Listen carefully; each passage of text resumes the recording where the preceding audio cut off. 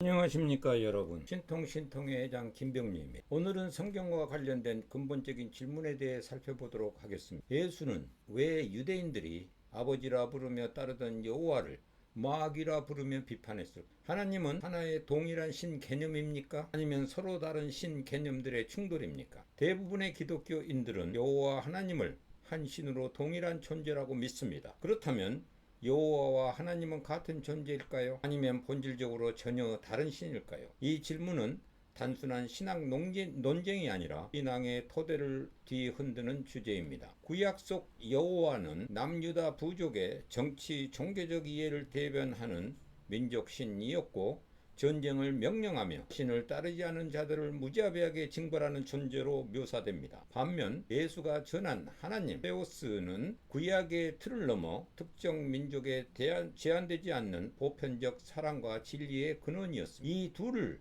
구분하지 않으면 예수의 메시지는 구약의 민족주의적 틀 속에 갇혀 왜곡되게 됩니다. 예수는 유대 종교 지도자들에게 이렇게 말했습니다. 너희는 너희 아비 마귀에게서 났으니 너희 아비의 욕심대로 너희도 행하고자 하느니라. 그는 처음부터 살인자요 진리가 그 속에 없. 요한복음 8장 44절의 이야기입니다. 이 발언은 유대인들이 아버지라 부르는 신, 곧 여호와를 마귀의 범죄에 포함시키는 취지로 단호히 배격한 것으로 읽을 수 있습니다. 예수의 이런 발언은 단순한 비유가 아니라 구약적 신관에 대한 근본적 거부이자 새로운 신 개념의 선포였습니다. 그런데 예수가 같은 장 58절에서 아브라함이 나기 전부터 내가 있느니라 For Abraham I am 이라는 선언을 출애굽기 3장 14절에 I am who I am 나는 스스로 있는 자다와 연결시켜 전통적으로 예수가 여호와 자신임을 선언한 것으로 해석되었습니다. 그러나 그리스어 원문 뉘앙스를 살펴보면 전혀 다른 해석이 가능합니다. 그리스 성경의 에고에이미는 단순한 나는 있다가 아니라 강조형 자기선언입니다. 출애굽기 3장 14절에 히브리어 에흐의 아세르 에흐에의 그리스 번역 에고에이미 호온 나는 존재하는 자다 I am who I am은 신적 자기 지시를 드러내고 요한복음 8장 58절에 프린 아브라함 게네스타이 에고 에임이 아브라함이 나기 전부터 나는 있다. Before Abraham was born I am. 이거는 예수가 신성 자각과 소명을 선포한 현재형 자기 규정으로 읽을 수 있습니다. 예수가 같은 장에서 여호와를 강하게 비판, 아까도 이야기한 8장 14절의 그 내용을 고려하면 이 문장을 여호와와 동일시로 단정하기보다 예수의 보편적 신성과의 합일 선언으로 이해하는 편이 문맥상 타당합니다.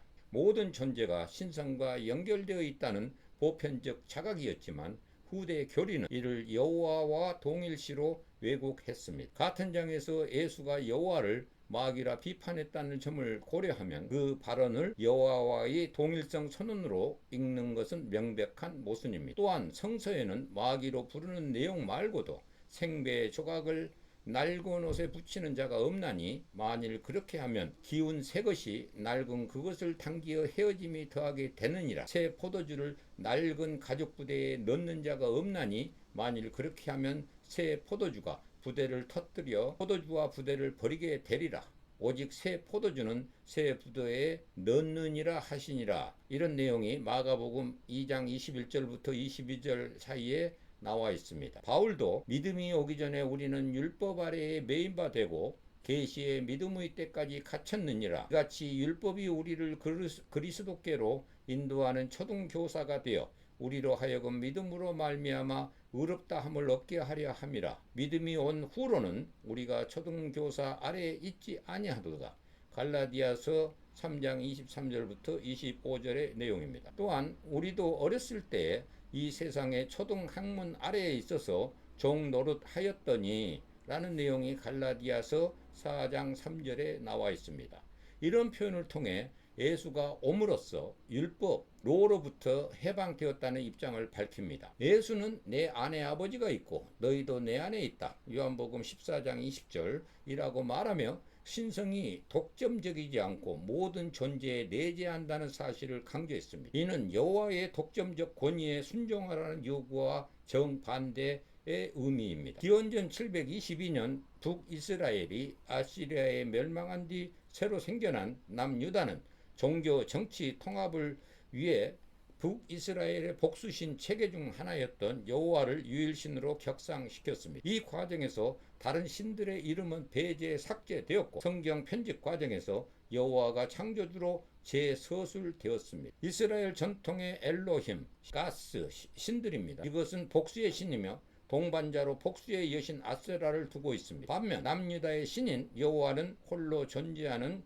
전쟁과 계약의 신이었습니다. 구약의 여호와는 절대 창조주라기보다 제한된 권능을 지닌 형성자, 데미어즈, 우주의 궁극적 근원이라기보다 진료를 가공해 질서를 부여하는 존재에 가까운 개념입니다. 사사기 1장 19절에 여호와께서 유다와 함께 계셨으므로 그가 산지 주민을 쫓아내었으나 골짜기의 주민들은 철병거가 있으므로 그들을 쫓아내지 못했다라고 전합니다. 철로 만든 무기의 위력 때문에 전지전능한 존재로 묘사되는 여호와조차 어떻게 할 수 없었다는 무능함을 그리고 있습니다. 여호와의 전쟁 개입은 주로 가나안 지역에 국한됩니다. 또한 창조 서사 역시 보편 우지론이 아닌 부족 중심 세계관에 머뭅니다. 고대 근동에는 바알, 아스다롯, 밀곱, 몰렉, 그모스 등 수많은 신들이 있었는데 그들의 이름은 번역 때 가수로 바꾸지 않고 고유 명사로 남겼습니다. 반면에 구약 번역과 주의 전통에서 야훼,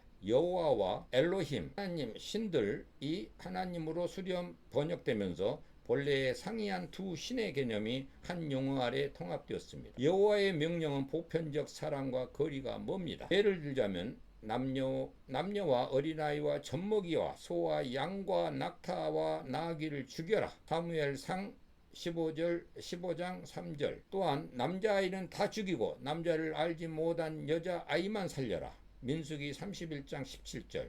또한 내 어린 것들을 바위에 메어치는 자가 복이 있으리로다. 시편 137장 7절부터 9절. 이런 명령은 보편적 사랑의 하나님과 결코 양립될 수 없습니다. 반면 예수는 사마리아인과 로마인, 가난한 자와 병든 자를 모두 품었습니다. 그의 하나님은 특정 민족의 승리보다 모든 인류의 회복을 목표로 했습니다. 리차드 도킨스는 구약 성경의 신은 모든 소설을 통틀어 가장 불쾌한 주인공이다라고 할 수 있고 시기하고 거만한 존재, 점스럽고 불공평하고 용납을 모르는 지배욕을 지닌 존재, 복수심에 불타고 피에 굶주린 인종 청소자, 여성을 혐오하고 동성애를 증오하고 인종을 차별하고 유아를 살해하고 대량 학살을 자행하고 자식을 죽이고 전염병을 퍼뜨리며 과대 망상증에 가학, 피약성, 변태, 성욕에 변덕스럽고 심술궂은 난폭자로 나온다라고 주장했습니다. 예수가 전한 새로운 복음의 핵심 메시지는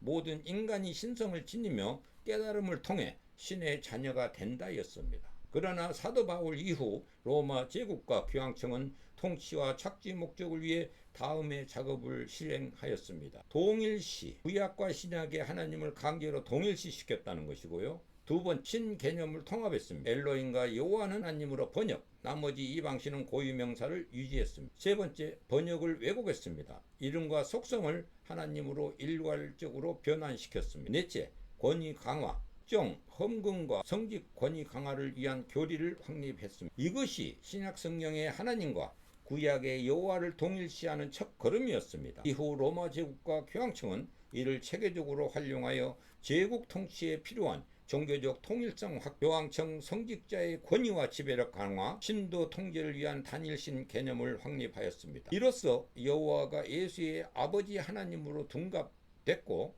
예수의 보편적 메시지는 가려졌습니다. 결국 예수가 전한 보편적 신석 갓 후드의 하나님은 구약의 민족신 여호와와 억지로 결합되어 여호와 하나님이라는 자기 모순적 결합 표현이 굳어졌습니다. 초기 교회는 로마의 감시 속에 성장했고 바울과 그 후계자들은 예수의 급진성을 완화하며 유대 경전과의 연속성을 강조했습니다. 로마와 타협한 결과 여호와와 예수의 하나님은 강제적으로 한 신으로 통합되었습니다. 토마스 제퍼슨과 버나드 쇼 등은 바울 신학이 예수의 급진적 메시지를 제도 종교로 재해석했다고 비판합니다. 토마스 제퍼슨이 바울은 예수의 원칙, 교리를 타락시킨 최초의 인물이라 논평하여 버나드 쇼는 앤드로클스와 사자라는 연극의 극본 서문에 바울이 예수의 영혼에 한계를 보이는 자신의 영혼을 함부로 덮어쓴 것보다 더 소름 끼치는 경우는 없었다라고 했고, 바울이 태어나지 않았더라면 이 세상은 더 나아졌을 것이라고 주장했습니다. 하지만 중세 교황청은 이를 강화하여 성경 해석권과 종교 권력을 독점해 예수의 가르침은 여호와 신앙의 하위 범주로 흡수되었습니다. 예수의 내가 하나님 안에 있고 아버지가 내 안에, 너희가 내 안에, 내가 너희 안에라는 선언은 모든 존재의 본질이 신성과 연결되어 있다는 진리를 드러냅니다. 이는 제 저서 무위에서 말하는 공무영 사상과 직결되며 여호와 신앙과 본질적으로 충돌합니다. 이제 질문은 분명해졌습니다. 우리는 지금 어떤 하나님을 믿고 있습니까? 여호와의 민족 신적 권위인가? 예수가 선포한 보편적 신성 갓 후드의 하나님, 예수의 진짜 뜻은 무엇이었을까요? 이 구분은 학술 취향의 문제가 아니라 신앙의 본질을 가르는 분기점입니다. 만약 예수가 전한 하나님이 여호와가 아니었다면 오늘날 기독교는 전혀 다른 신을 섬기고 있는 실정입니다. 이름 뒤에 숨은 실체를 직면합시다. 역사가 왜곡한 여호와를 따를 것인지 예수가 전한 보편적 하나님을 회복할 것인지, 이 선택이야말로 종교개혁을 넘어 참 종교혁명의 첫 걸음입니다. 여러분의 현명한 판단을 기대해 봅니다. 경청해 주셔서 감사합니다.